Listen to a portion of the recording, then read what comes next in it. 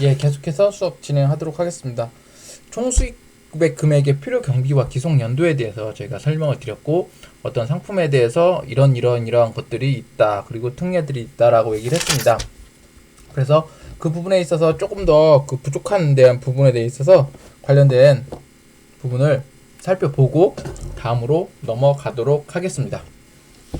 자, 임대료의 수입 시기를 우리가 앞서 말씀드렸죠.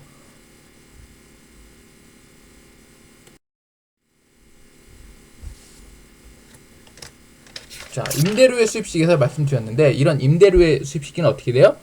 임대료, 자산의 임대료에 대한 부분을 좀 다시 한번 살펴보면은, 임대료는 기본적으로 어떻게 돼요? 계약에 의해서 지급된 날 또는 그 계약 관습에 의해서 정해진 날을 이야기하고 있는데, 이런 임대료나 이런 부분들이 부동산에 대한 부분은 사실은 판결이나 화해를 받은 경우에도, 예, 녹화 도중에 외부인이 출입이 돼서 자, 이렇게 했을 때 임대료 수입 시기는, 임대료 같은 경우에는 임대차 계약이나 뭐 이런 지역권 지상권에 대한 설정에 대한 쟁송들이 생각보다 많이 발생하고 있습니다. 그래서 그런 부분에 대해서 약간 어떻게 보면 특례라고 볼 수 있죠. 특례라고 볼 수 있는데, 그런 부분에 대해서는 그러면은 어떠한 시점에 임대료의 수입 시기를 정하느냐라는 게 한 번 더 고민할 필요가 있습니다. 그래서 판결, 화해 등으로 인해서 이제 결국엔 재판이죠.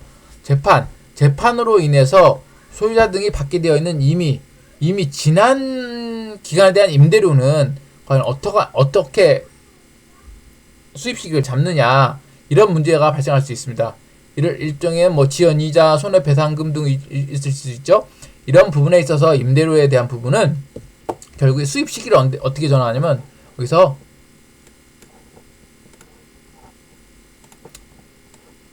재판이나 화해, 재판 판결입니다. 판결로 인한 이런 것들은 그 수입 시기가 어떻게 되냐, 그 판결에 화해 등이 있는 날, 즉 요 소송에 대한 판결은, 화해는 일종의 합의서죠. 일종의 합의서입니다. 화해 등이 있는 날, 따라서 관련된 부분은 수입 시기는 판결, 화해 등이 있는 날. 그러니까 결국에는 이게 재판을 통해서 판결을 받거나 합의를 통해서 합의된 날을 어떻게 한다? 수입 시기로 본다라고 이야기를 할 수 있습니다. 무슨 말인지 아시겠죠? 결국엔 판결이 난 날, 그러니까 이전에 있던 것들도, 지난 기간도 계약에 의해서는 뭐 수입 시기는 이미 지났지만은 이렇게 쟁송이 걸려 있는 부분은 수입 시기를 다르게 적용할 수 있다는 얘기를 별도의 사항으로 나와 있습니다. 또한 해당 부분에 있어서 한 가지는 이제 저희가 건설 용역에 대해서 두 가지를 얘기했었죠. 장기 건설 용역과 뭐죠? 단기 건설 용역을 얘기를 했습니다. 그런데 이거에 대한 부분은 저희가 기본적으로 뭘 따졌죠? 진행률을 따졌죠. 진행률을 갖고 수입 시기를 결정을 하였는데, 이 진행률을 과연 어떻게 볼 것이냐, 이런 부분은 총 수익금을 계산할 때 뭐 기본적인 산식이 있습니다. 자, 진행률을 보면은 어떻게 하냐면은, 일단 진행률을 먼저 구해야겠죠. 전체 총 금액이 있다면은 총 금액에 우리가 당연도 진행률을 곱하면은 어떻게 나오겠어요? 이게 당연도 수익 금액이 나오겠죠. 그러면 먼저 뭘 구해야 돼요? 진행률부터 구해야 돼요. 이거 작년에 수업할 때는 이 부분이 사실은 요 관련된 공정에 대해서 저희가 시험을 낸 적이 있었는데, 자, 그러면 이 진행률은 어떻게 되냐? 기본적으로 일단 예정 경비가 있을 겁니다. 예정 경비. 건설 등에 필요한 경비 총 예정액. 그러니까 총 금액이죠. 경비 확정된 금액은 아니죠. 왜? 예정이기 때문에 이 자체는 확정된 금액은 경비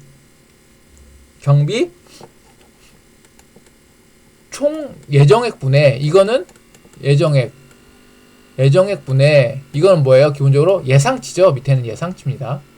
예상치. 예정액분의 저희가 말까지 실제 들어간 당해년도 과세기간 말까지 들어간 총 경비 누적액 이렇게 되는 거죠. 쉽게 얘기하면은 우리가 이 공사를 하는데 총 예정 경비가 얼마였어요? 100억이었습니다. 100억이었는데 올해 들어간 총 경비 누적액이 50억이다. 그럼 진행률이 어떻게 되겠어요? 50%가 되겠죠? 50%. 그러면 이 50%면은 우리가 수익은 어떻게 돼요? 이게 총 경비가 100억이니까 실질적으로 총 금액은 이익을 계산했기 때문에 더 있겠지만 이게 200억이다. 이게 200억이다. 그러면 진행률이 50%죠. 그럼 당해년도 수익금액은 어떻게 되겠어요? 100억이 되겠죠. 100억이 당해년도 수익금액으로 된다. 그래서 진행률을 계산하는 방법은 이렇게 계산을 통해서 진행률을 곱하고 이 총 수익금액은 뭐예요? 결국엔 이게 이 공사의 뭐가 되겠어요? 계약금액이 되겠죠. 사실은 계약금액 전체 공사 이것은 뭐 500억짜리 공사다 하면은 이 총금액이 계약금액이 된 거고 이 경비의 율은 실제로 들어간 경비율인 거죠. 율을 갖고 어떻게 한다? 진행률을 확정시킨다라고 이야기를 하고 있습니다. 그래서 관련된 부분을 갈막하게 이런 진행률이나 화해 판결에 의해서 만들어지는 어떻게 돼요? 기본적인 수입 시기에 대해서 살펴보았습니다. 자, 그리고 기본적으로 자산의 취득가액. 여러분 자산의 취득가액은 어떻게 설치하느냐? 왜 이 자산의 취득가액은 매입가액이나 취득가액이 결국엔 상품을 매입할 때는 결국엔 최초의 취득가액이 발생하잖아요. 취득가액이 결국엔 뭐가 돼요? 원가가 되는 거죠. 원가가 되기 때문에 취득가액은 어떻게 이야기를 하느냐? 거주자가 매입이나 제작 등으로 해서 취득한 가액은 똑같아요. 매입가액이나 제작 원가에 부대 비용을 들어간 거죠. 결국에는 뭐예요? 매입가액 플러스 취득 부대 비용이 결국엔 뭐예요? 이게 경비로 그 제품 경비로 인정해 준다는 거죠. 무슨 얘기 알겠죠? 이거는 유형자산의 여러분들이 회계에서 배우는 유형자산의 취득가액과 똑같은 얘기입니다. 비슷한 개념이죠. 매입가액 플러스 취득가액이 결국엔 뭐다? 관련된 부분에 있어서 제작 원가라고 이야기를 할 수 있습니다. 자, 이렇게 역사적 원가의주의까지 얘기했습니다. 자산의 취득가액에 대해서. 그렇다면은 이 부분에 있어서 어떤 걸 인정하느냐? 자, 우리가 처음에 세법을 공부를 시작을 하면서 기본적으로 이야기할 때는 어떻게 된다? 기업회계 기준을 인정하고 있다라고 이야기를 하고 있습니다. 그래서 기본적으로 법인세법이 아니라 소득세법에서 이야기하는 관련된 그 필요 경비나 총 수익 금액의 기속연도는 기속연도와 그 다음 자산 부채 취득에 대한 평가 방법에 대해서는 사실은 기업회계 기준의 적용을 어떻게 한다? 인정하고 있습니다. 기본적으로 인정하고 있으나 우리가 중요한 것은 이 인정하는 것들은 이미 기업회계 기준에 의해서 처리가 됐기 때문에 사실은 크게 우리가 관여할 필요가 없는 거죠. 중요한 거는 이 외에 소득세법이나 조세특례 제한법에서 달리 규정하고 있는 경우에는 우리가 확인할 부분이 있다는 거죠. 그러니까 기본적으로 기업회계 기준의 관행에 따르고 있으나 소득세법과 조세특례 제한법에 의해서 달리 규정하는 것들은 뭘 따라야 된다? 세법에 적용된 방법을 따라야 된다는 겁니다. 그래서 그런 부분들이 어떻게든 총수익금액의 필요경비의 기속연도 부분이 그렇게 어떻게 된다? 처리되고 있다는 것을 알고 계시면 되겠습니다. 자, 그리고 이 다음에는 저희가 법인세법에 따른 각 사업연도에 대한 이제 소득세와 법인세의 차이점을 이야기를 할 거예요. 왜냐면은 비슷한 내용을 같이 배우고 있는데 굳이 왜 다리 분리했을까? 그러면 뭔가 다른 점이 있기 때문입니다. 그래서 그 부분에 대해서 배워보도록 하겠습니다.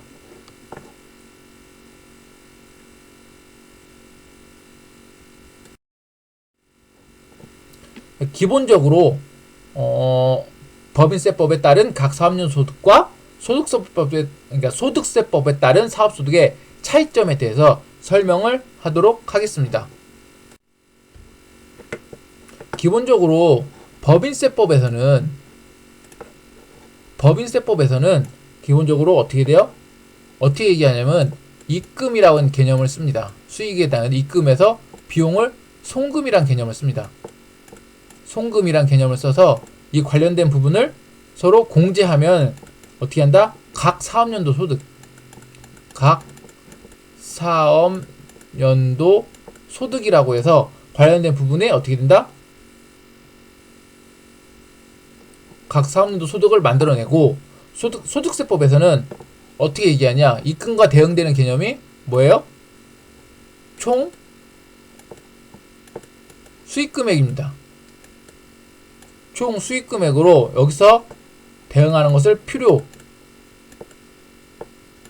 경비를 제외하는 형태로 됩니다. 따라서 이러한 개념과 법인세, 소득세 개념은 사실은 큰 틀 안에서는 같은 개념을 갖고 있기 때문에 이러한 계산 구조는 되게 보면 되게 유사합니다. 거의 흡사해요. 거의 흡사하고 입금 총액, 송금 입금 총액, 그다음 총수익 금액, 그다음 송금 총액, 필요 경비에도 서로 비슷한 개념을 갖고 있습니다. 그러나 이 법을 달리했다는 얘기는 서로의 어떠한 차이점이 존재하고 있다는 얘기죠. 그래서 이 소득세법과 법인세법의 차이점을 살펴보고 사실 그 내용의 원인이 뭔지를 좀 더 자세하게 살펴보도록 하겠습니다. 왜냐면 이 두 개의 개념이 헷갈리게 되면은 법인세와 소득세법이 비슷한 개념을 갖고 있기 때문에 나중에 여러분들이 법인세와 소득세를 혼동하는 경우가 발생합니다. 그래서 이 차이점만 명확하게 알고 있다면 나머지의 개념은 비슷하다고 보시면 될 것 같습니다. 그래서 이것들을 각각의 차이점이 어떻게 나타나는지 살펴보도록 하고요. 또 개인과 법인에 대한 차이점은 어떻게 나타나는지 살펴보도록 하겠습니다.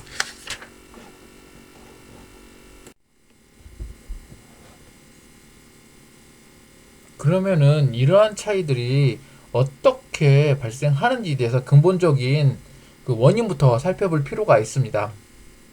기본적으로 법인세법은 순자산 증가설을 이야기하고 있습니다. 따라서 법인에서는 순자산, 어떤 형태로든 자산이 증가하게 되면은 어떻게 한다? 과세 소득에 포함시킨다라는 개념을 갖고 있어요. 그래서 이게 기본적으로 사업을 영위하면은 뭐 지속적, 반복적, 경상적을 통해서 어떻게든 소득이 올라가는 것은 당연히 어떻게 한다? 과세 소득에 포함됩니다. 또한 기본적으로 순자산 증가설에 입각하고 있기 때문에 일시적, 그러니까 이번에만 처음으로 발생하는 부분, 그리고 우발적으로 발생하는 소득에 대해서도 결국엔 뭘 한다? 과세 소득에 포함시킨다. 따라서 이러한 소득을 발생 원철별로 별도의 구분함이 없이 그냥 모든 형태의 자산을 증가시키는 원인이 된다고 하면은 그 형태를 어떻게 한다? 기본적으로 소득 금액으로 포함시킨다. 여기서 소득 금액을 얘기하는 법인세이기 때문에 각 사업연도 소득을 이야기하는 겁니다. 그러나 기본적으로 소득세에서는 원칙적으로 소득 원천설에 의해서 기본적으로 어떻게 한다? 과세 소득을 이야기하고 있습니다. 따라서 제가 그 사업소득에 대해서 앞에서 설명을 할 때 계속적, 반복적이라는 얘기를 했죠. 이런 부분에 있어서 경상적, 계속적으로 발생하는 소득에 대해서만 어떻게 한다? 과세 소득으로 이야기하고 있습니다. 즉, 이 이야기는 우리가 앞서 얘기했던 법인세법에 있는 일시적이나 우발적으로 발생한 소득은 어떻게 한다? 과세 소득에 포함되지 않는다. 저희가 얘기했잖아. 제가 앞에 소득세에 대해서 개념을 얘기하면서 뭐 인터넷 중고 매매에 관련해서 내가 일시적 비반복적으로 발생한 기본적인 것은 과세 소득에 포함되지 않는다. 따라서 소득세의 기본 원칙은 어떻게 한다? 경상적, 계속적 발생하는 소득에 대해서 소득을 발생시키고 일시적, 우발적으로 발생시키는 소득은 과세 소득 범위에 포함시키지 않는다는 것이죠. 그래서 소득을 발생 원천별로 각각의 소득 금액을 계산하고 있습니다. 그래서 지금 여기에 나와 있는 부분들은 이렇게 구체적인 기본적인 개념에 의해서 법인세법과 소득세법의 차이를 일단 기본적으로 분류하기 위해서 나열된 부분입니다. 그래서 이 부분들을 살펴보면서 하나하나 살펴보면서 어떻게 한다? 법인세법과 소득세법의 차이를 보도록 하겠습니다.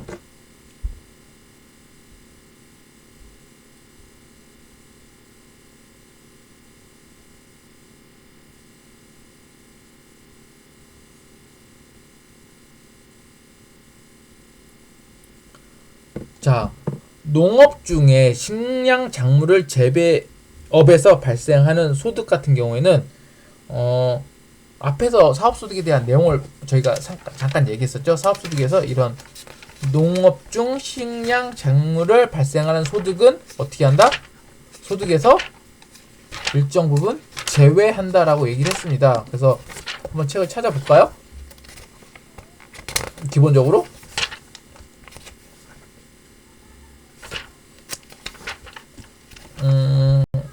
책으로 보면은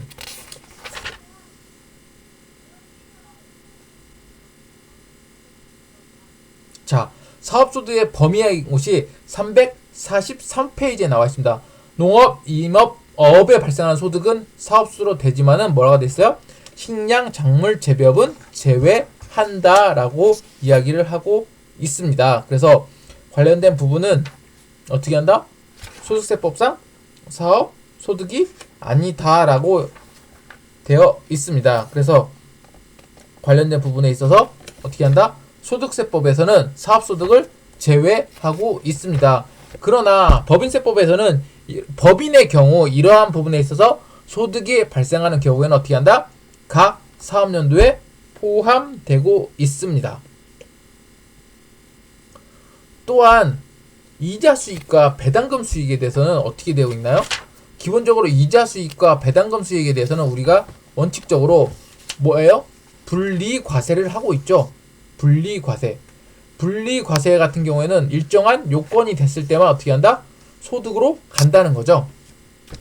따라서 기본적으로 법인세법에서는 이거와 관계없이 모든 이자 수익과 각 사업연도 소득 배당금 수익은 어떻게 되냐면 전부 다 각 사업연도 소득에 귀속됩니다.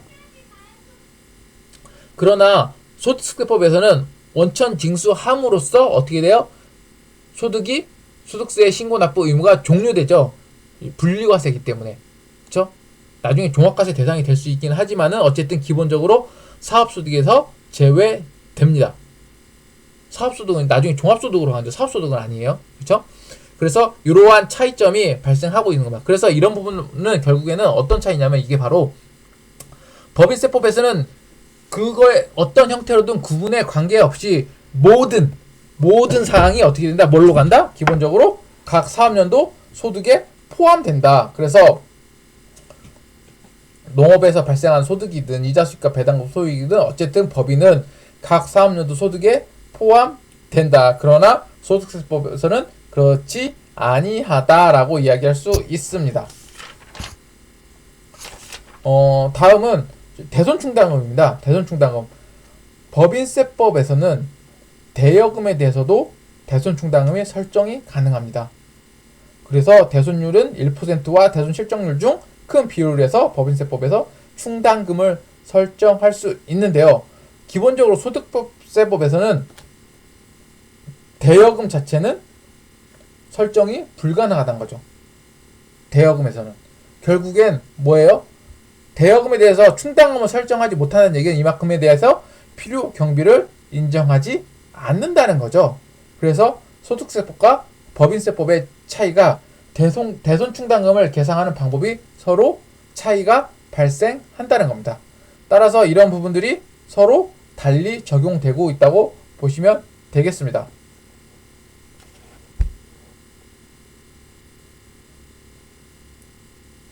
자, 그러면은 또 하나는 뭐예요? 결손금이죠. 결손금과 2월 결손금에 대한 공제입니다. 결손금을 차년도까지 2월시켜 공제를 해주냐 없냐 이런 부분인데 법인세법에서는 결손금의 공제는 없습니다. 2월 결손 공제는 있습니다. 2월 결손금이 넘어갔을 때. 그래서 그러나 법인세법에서는 중요한 건 어떻게 돼요? 중요한 건 다른 소득에서 공제하는 제도는 있을 수 없다는 거죠. 2월 결손금은 그 해당 사업에서만 발생하는 부분에 대해서 결손이 이월승을 공제해 줍니다. 그러나 소득세법에서는 결손금의 공제는 존재하고요. 이월결손금의 공제도 역시 있습니다. 일반적으로 중요한 것은 가장 큰 차이점은 다합소득의 경우 이월결손금은 다른 소득에서도 결손을 할 수 있다는 거죠. 그래서 아주 정반대의 개념을 서로 갖고 있음을 볼 수 있습니다.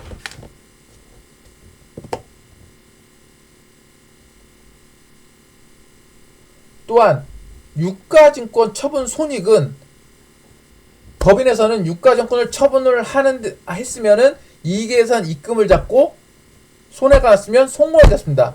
입금은 즉 수익인 거고 송금은 비용입니다. 그래서 유가증권을 처분함으로써 발생하는 손익을 총 수입의 금액으로 봐주기도 하고 총 수익 금액에 필요한 필요 경비로도 인정할 수 있습니다. 그러나 소득세법에서는 기본적으로 총 수익 금액에서 필요 경비에 대해서 불산입하고 있습니다. 이게 완전히 개념이 다른 개념이에요. 이 부분에 있어서는 이 유가증권의 처분에 의해서 소득세 부분은 완전히 다른 개념입니다. 우리가 소득세는 이게 개인인 거죠. 일종의 개인 사업자인 거죠. 그리고 이거는 법인 사업자고 가장 큰 차이가 사실은 여기서 많이 나타날 수 있어요. 왜냐면 법인은 관련된 부분에서 모든 게 인정되는데 소득세는 일종의 이 유가증권 자체를 뭘로 보냐? 자산으로 보는 겁니다. 일종의 그냥 자산, 부동산과 같은 자산으로 보는 거죠. 자산으로 보기 때문에 해당 부분에 있어서 처분에 대한 부분은 처분과 수입은 경비로 산입되지 않습니다. 그냥 자산을 산 거고 자산을 파는 거예요. 따라서 이런 부분은 각 사업년도 총 수익과 비용을 인정된 게 아니라 이러한 차이가 어디로 가냐면은 이렇게 부동산을 매입하고 매각했을 때 발생하는 게 뭐예요? 양도소득이죠. 그래서 유가증권의 양도소득은 우리가 부동산이 아니라 유가증권에도 양도소득이 있습니다. 그래서 이 비상장 주식의 양도소득은 사실은 과세가 됩니다. 그래서 이거는 유가증권이라 함에도 불구하고 뭐가 발생할 수 있다? 양도소득이 발생할 수 있다는 겁니다. 사업소득이 아니라 양도소득으로 발생할 수 있다는 거죠. 왜냐면 이거에 대한 법인세에 대한 그 총 입금과 손익에 대한 부분하고 각 사업연도 소득과 양도소득은 소득의 포괄적인 개념 자체가 서로 다릅니다. 따라서 이런 부분들은 서로 달리 적용하고 있음을 알고 계셔야 될 것 같습니다. 자, 이런 부분은 사실은 법인세와 연동해서 나중에 배우실 때 좀 더 자세하게 배우면 법인세법에서는 유가증권의 처분 손익을 어떻게 인식하는지 확인할 수 있을 거예요. 그래서 이번 시간에는 이런 차이가 있다. 중요한 거는 법인세법에서는 인정이 되고 어떻게 돼요? 소득세법에서는 인정이 되지 않는다라는 게 부분이 서로 달리 적용되고 있음을 확인하면 될 것 같습니다. 뒤의 내용들은 추가적으로 다음 시간에 같이 진행하도록 하겠습니다. 그래서 이번 시간에 수업은 여기까지 마치도록 하고요. 왜냐하면 사업용 유형자산 처분 손실 이런 것들에 대한 부분은 약간 이제 법인세법과 관련된 부분의 내용이 있어서 같이 정리를 하고요. 뒤에 가서 법인과 개인의 법인의 차이를 설명하면서 같이 말씀을 좀 드리도록 하겠습니다.